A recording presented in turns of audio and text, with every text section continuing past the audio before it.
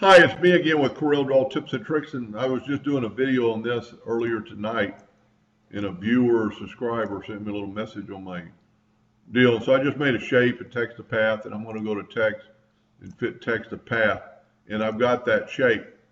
Now I need to go down with it to get it into the more center of the, and you can see what happens.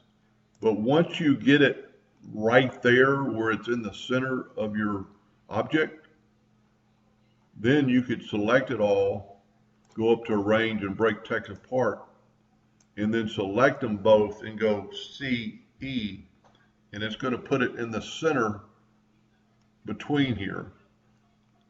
Now, it might not look like it's in the center here, but you could always set your nudge factor real low and lower it a little bit to the way you like it.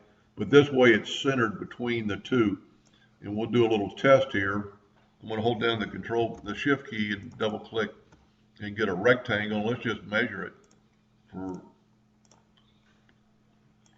So we're going to go from there, 18.3 millimeters, 18.3 millimeters. Anyway, so I thank that viewer or subscriber for the tip and hope that helped a little bit. Thank you for watching.